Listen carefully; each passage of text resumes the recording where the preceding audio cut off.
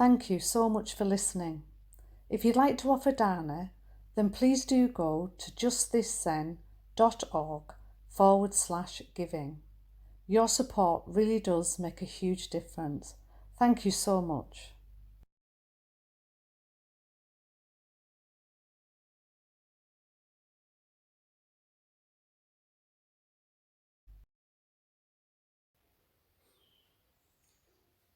Good morning.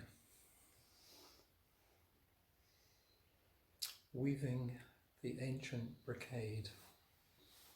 I think we're all threading on to the retreat at this time, finding our way with the thread into the practice and starting to weave something for this week. And I'm just finding a thread into the first talk.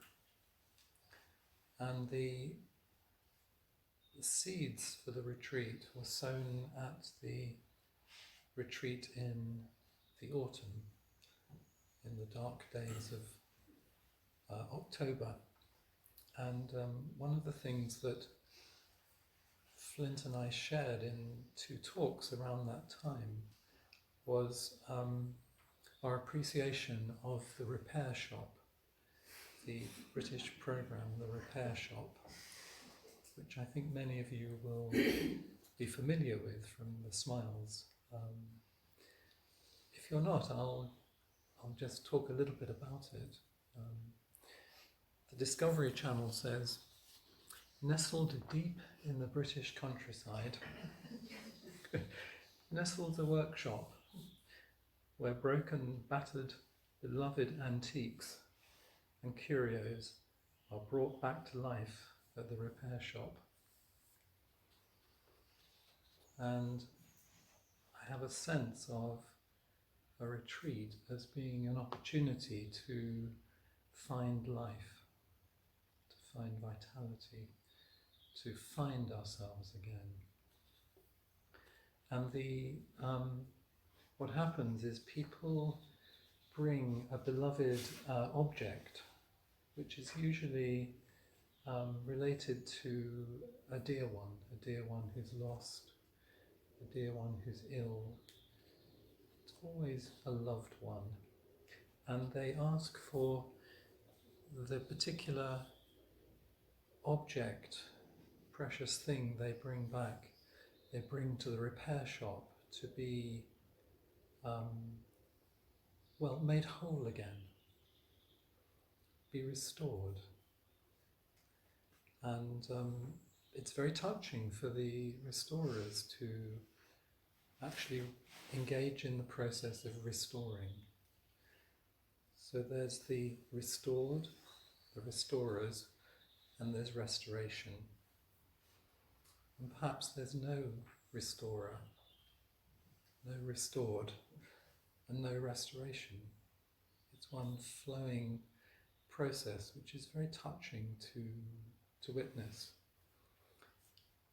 And just as the participants entrust their precious objects to the repairers, we entrust ourselves this week to the practice and to each other.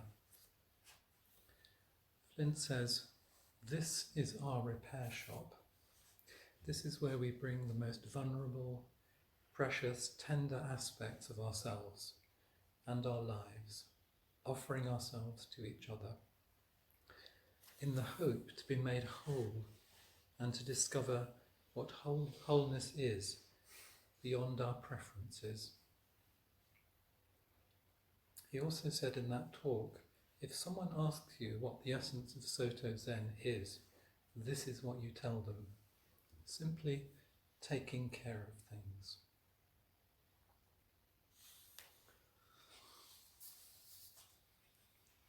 The other seed that was planted in the autumn was the verse, the unique breeze of reality. The unique breeze of reality. Can you see it? unique breeze of reality. Can you hear it?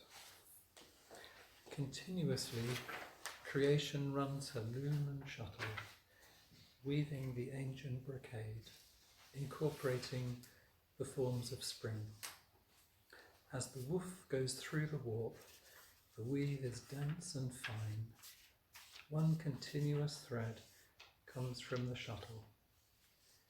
How can this even be spoken of on the same day as false cause or no cause? On the same day as form and emptiness? On the same day as this spring day at Sheldon, what is there to say beyond sitting in silence together? A brocade is a richly decorative shuttle-woven fabric, often made in coloured silks and sometimes with gold and silver threads. And you'll see today that Trudy has acquired 3 beautiful brocades to go on the different tables we have. The warp means that across which the woof is thrown. It is the set of yarns or other things stretched in place on a loom before the woof is introduced during the weaving process. In the manufacture of cloth, warp and woof are the 2 basic components in weaving to transform thread and yarn into textile fabrics. The vertical warp yarns are held stationary in tension on a loom or frame, while the horizontal woof yarn is drawn through, inserted over and under the warp thread. I have this sense that we're all warps. We're all the basic structure of ourselves as we are born and we move through this life. And we offer ourselves as much as it's possible to be woofed. Yeah. Because there's something about we offer ourselves, and particularly in this retreat, to be woofed, to be met by the universe, and for a brocade to be created. So in our life we weave, and we are woven, and we are woven together.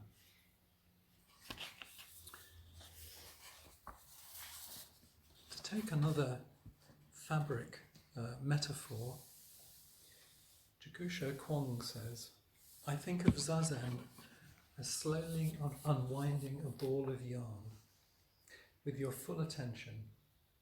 If you do it impatiently, you'll leave plenty of knots, and you'll still have to untangle them carefully. In fact, you'll meet all kinds of delusions through the unwinding process of zazen.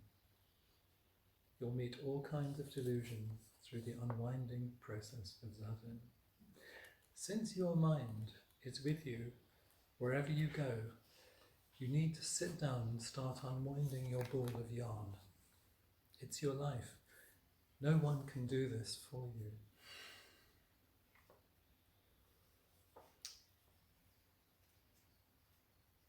Most recently, for the last 2 years, Greg Clark from the United States was here in the UK, and he became a Sangha member of Nothing Missing.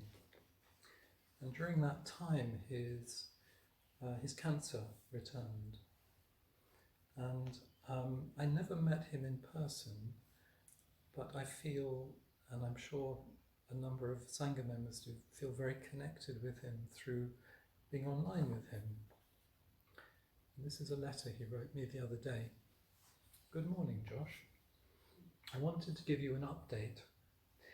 My wife and I are in Seattle, and I'm not currently under treatment, but in a period of watchful waiting. My last 2 PET scans have remained negative. This comes as a bit of a welcome surprise.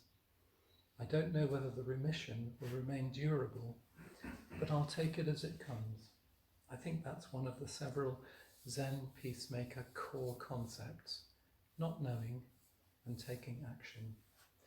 In any case, I'm enjoying life back in the US with my family.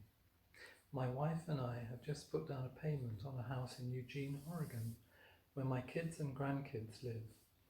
I've attached a picture of me with my granddaughter, Jaylin, whom I met after I got back there for treatment in November. I am admittedly a smitten grandfather. I do want to tell you how grateful I was and continue to be for your wonderful, kind support while I was in the middle of my treatment. At the bottom of my reply, I put, with much gratitude to you for being an inspiring thread in my life and the life of Sangha in many years. If we think of ourselves as a brocade, we have woven into us all the threads of the people who have touched our lives. And if we could but see, when we actually really see each other, if we could but see the threads, we would see this rich, rich tapestry in each person from the lives that they've led, the lives that we've led. And if I think about myself, I just thought I'll think of a thread this morning, and I've got the smallest red thread here, but it's very bright, and somebody would say, "Oh, what's that?" And I would say, "That's Jimmy Scudamore. I haven't seen him for 50 years, but we used to laugh together." So there's a thread of him there, just the smallest thread from 50 years ago. And if you can think of your own lives and how rich and deep they are, you all have these people woven into you who have made you who you are. And I'm so grateful to have this brocade that I've become a little bit more aware of through this practice, through this retreat.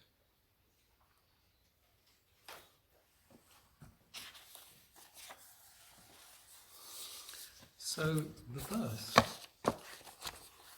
Unique Breeze of Reality, comes from Case 1 of the Book of Serenity, which is a book of Zen koans, particularly related to our practice, to Soto Zen. This is the case. One day, the world-honoured one ascended the seat. Manjushri, the bodhisattva of wisdom, struck the gavel and said, "Clearly observe the king of Dharma, the Dharma of the king of Dharma. The Dharma of the king of Dharma is thus." The world-honoured one then got down from the seat. And to add something here, repeat it, Manjushri, the bodhisattva of wisdom, struck the gavel and said, "Clearly observe the Dharma of the Queen of Dharma. The Dharma of the Queen of Dharma is thus." The world-honoured one then got down from the seat. And Leslie James has said this creates the tone for the whole collection of koans. This simply taking the seat before any teaching takes place and getting down from it. And she says one way of approaching a koan is to embody the koan, to be it yourself. So in this case, the world-honoured one is you. The world-honoured one is you. So as an experiment, you might want to take on that title and try it on for size. What would that mean if you thought of yourself as the world-honoured one when you took your seat during this retreat? You are the centre of your world. We're all the centre of our world. The world here is right now. It can feel self-centred, but it's the truth. You are the centre of your world. You could be, can be, you are the world-honoured one. The world comes to you here, in this place. And it's not self-centred if you're connected to the rest of the world from this particular place, from your life. And to honour that is to take on the koan, to be the koan. She says this is the teaching of liberation, just sitting on the seat of the centre of the universe and honouring that.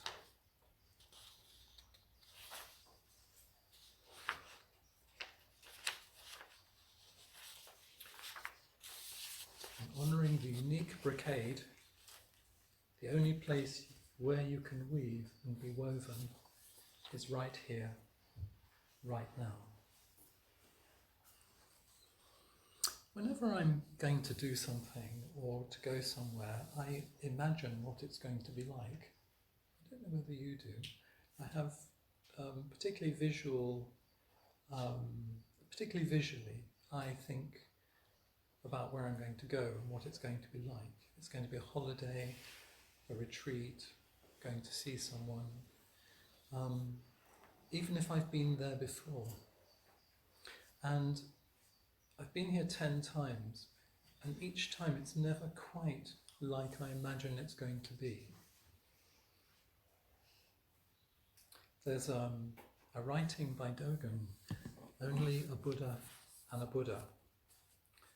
And he says, when you realize buddha-dharma, you do not think, this is realization just as I expected.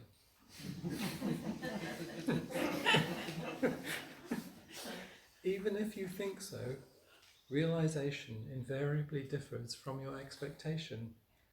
Realization is not like your conception of it. I think the language can be a problem here, because realization feels a little bit like a thinking word. Maybe liberation is the word that might be more helpful, or freedom. Capacity to live freely, to live completely is maybe more helpful.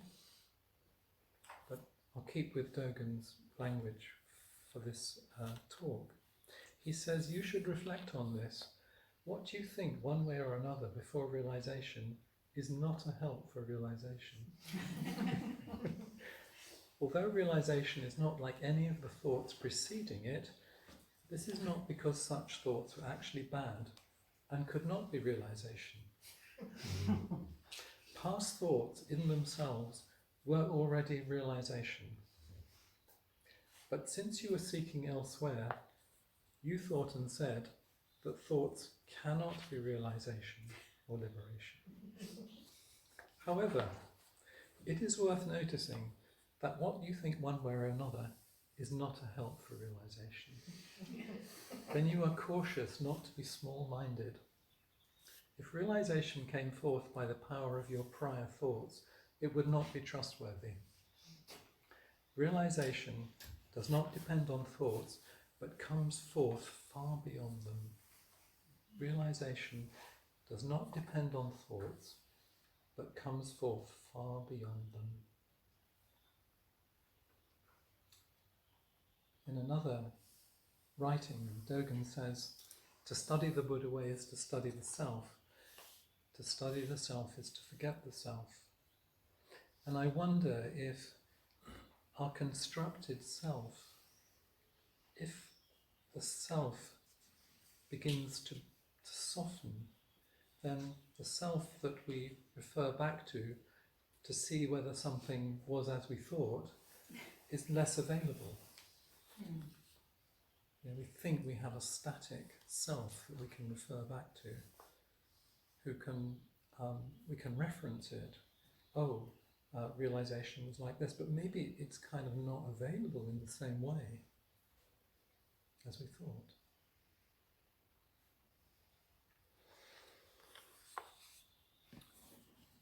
In the Blue Cliff Record, case 52. The Great Bridge of Joshu. Norman Fisher has written a pointer. At the beginning of a koan, quite often you have a pointer pointing to something in the koan, but in case 52, there isn't one. So he wrote a beautiful pointer to case 52.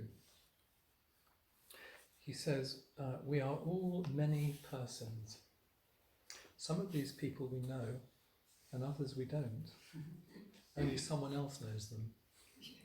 Some of these people we like, and some of them we don't like. Some of them we long for, and others we want to run away from. All of this is music. It's the music of our lives, if we could only stop to listen. It's the music of our lives, if we could only stop to listen. Music doesn't have any meaning. You can't explain it. Eating a meal doesn't have any meaning either.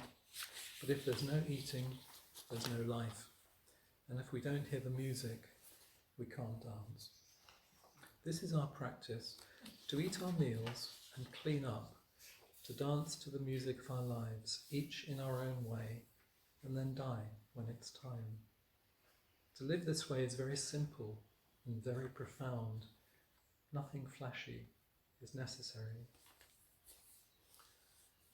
When Joshu was a young monk, he came to Nanquan's temple, and Nanquan asked him, "Where do you come from?" And this will be one of the themes as the retreat flows along. Where do you come from? So Joshu replied, "I come from the Holy Image Temple." Nanquan said, "Did you see the holy image?" Joshu said, "I didn't see the holy image, but now I see a reclining Buddha." And Nanquan said, "Do you have a teacher?" And Joshu said, the lines which we say in the head student entering ceremony, "Winter days are very bright. I hope your good health continues." So Joshu then stayed after that in the monastery for 40 years with Nanquan until Nanquan's death. He was a very beloved teacher in our tradition, and he was someone who was very profound in a quiet and tender and humorous way, rather like Suzuki Roshi. One of the tales that's told about him is that when students, this is like yesterday, when students arrived for the practice period and they went for an interview with him, he would say, "Have you been here before?" And if they said yes, Joshu would say, "Oh good, have a cup of tea." And the next one would come and say, "No, I've never been here before, this is my first visit."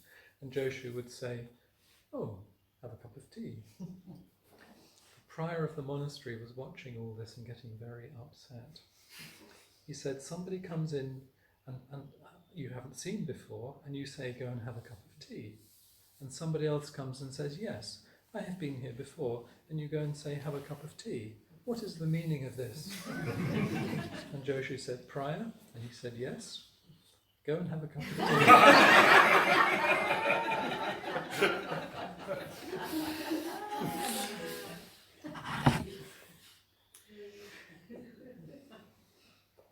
So this koan for me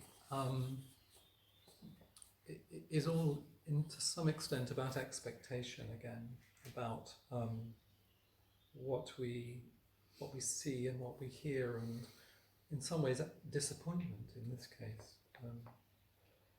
So a monk asked Joshu, a monk who travelled and booked for the practice period, "For a long time I've heard of the stone bridge of Joshu, but now I've come here, I just see a simple log bridge." Joshu said, "You just see the log bridge? You don't see the stone bridge?" And the monk said, "What is the stone bridge?" And Joshu replied, asses cross, horses cross. And I'm thinking, because it was an agrarian society, anything of value and nurture would cross the bridge.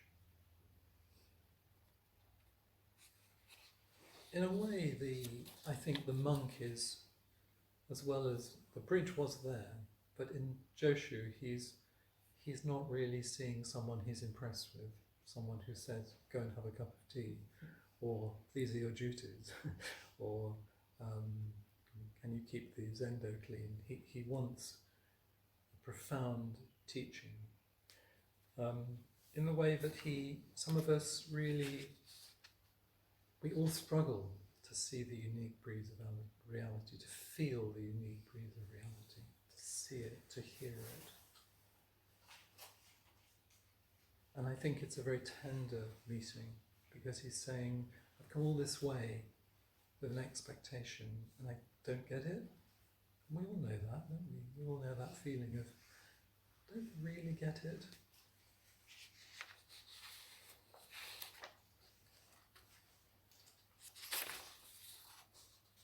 Norman Fisher says, as with Suzuki Roshi, with Joshu sometimes you didn't know anything was going on or not.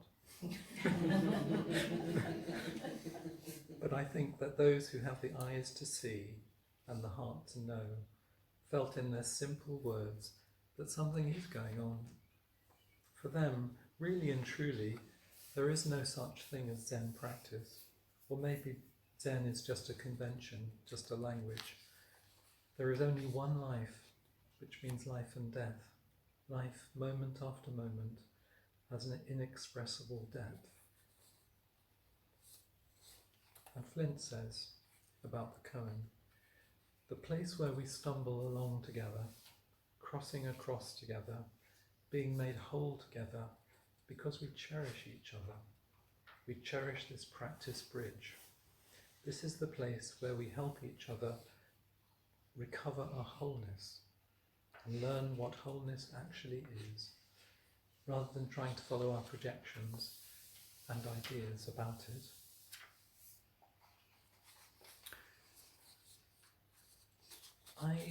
I'm always touched by listening to people talk about what they love. I kind of want to say, talk to me about what you love, because for me, it ignites something about what I love about them and what I love about life and what I love about what I love.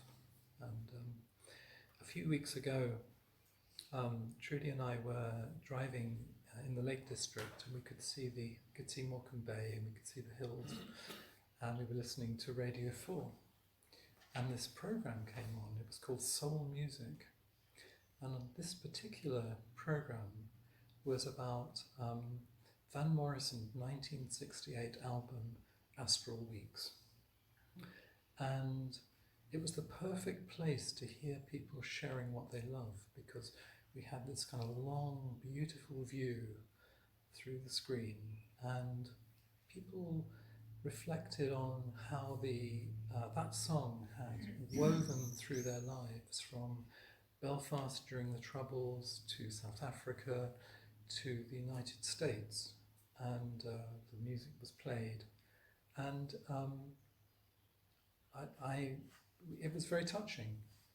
It was very beautiful.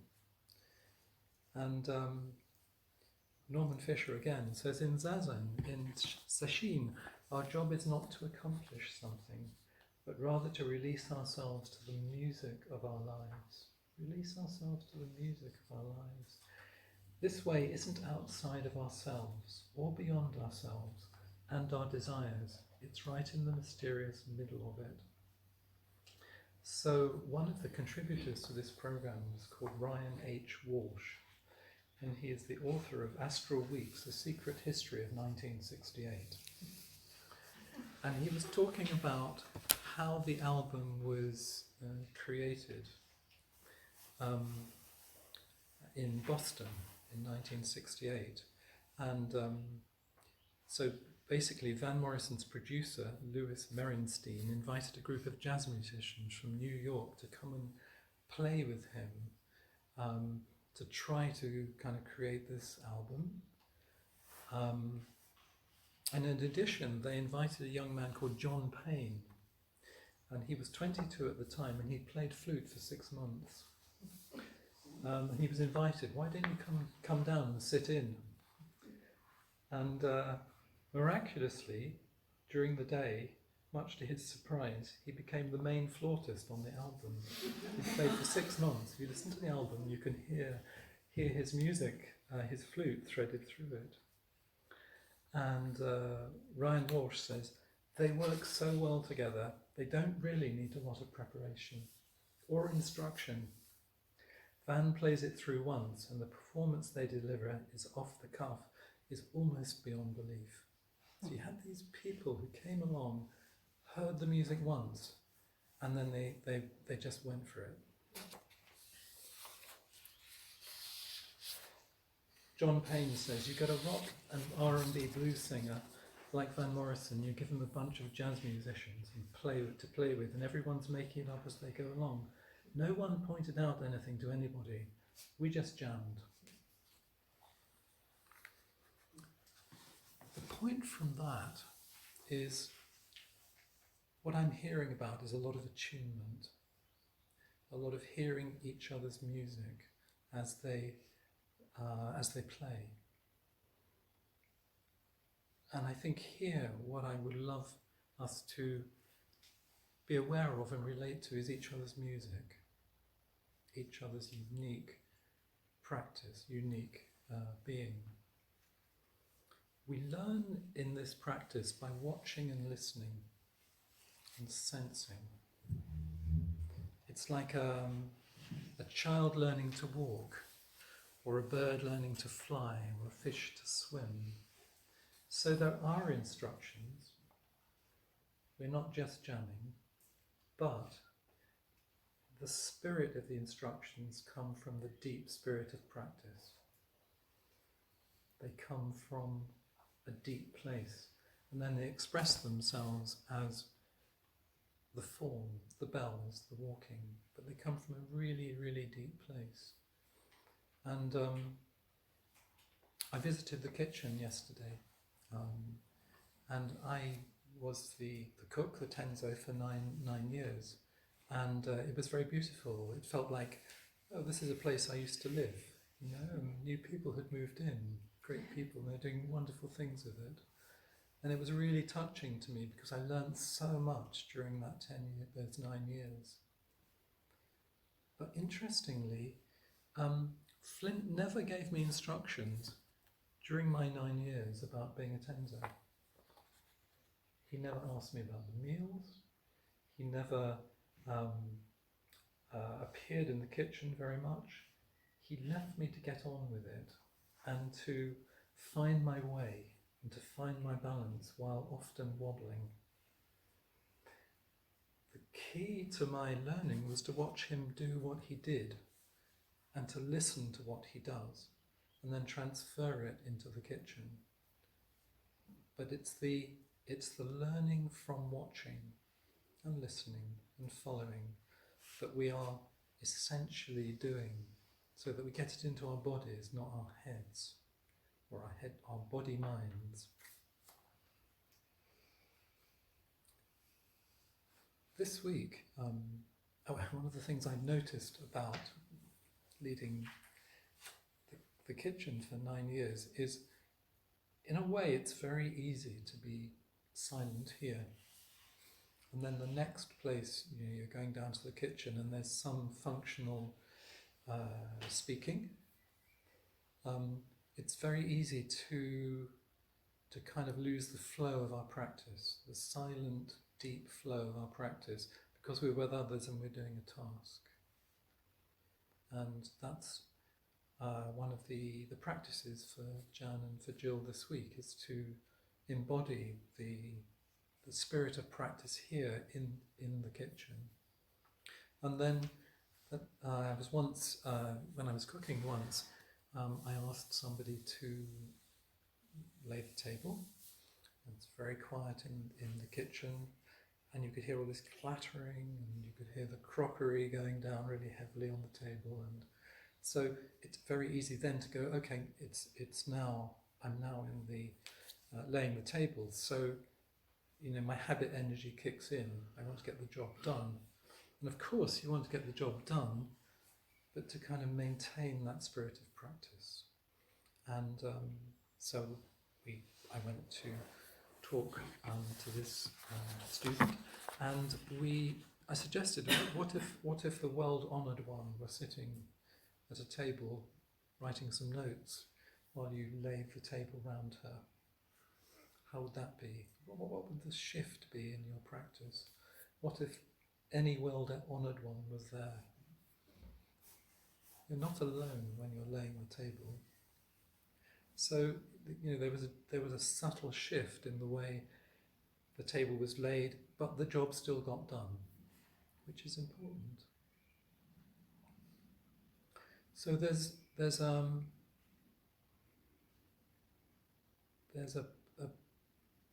kind of challenge of maintaining our practice through the 5 days and supporting each other to maintain each other's practice. Before the retreat, Trudy wrote to Flint to ask him a few questions, and at the foot of her message, she said, "Every time we prepare for something, I hold in my head and heart the generous way you had such a light touch, and we prepared with love and care, not anxiety. I'd love to offer that too, so I also know it's sincerity and care that count." And I'm very aware of and grateful to our teacher for the model he offered us of practice, of sincerity and care and generosity and a light touch, so we prepare with care, not anxiety. And I know sometimes it's really hard to not tighten, but we have that model that Flint has given us, and I'm very grateful to him and to the ancestors for offering that. And as Trudy says, it's sincerity and care that count. And I wish us all a week of sincerity and care, of release from anxiety, and to hold each other in our heads and hearts in a generous way. Thank you very much.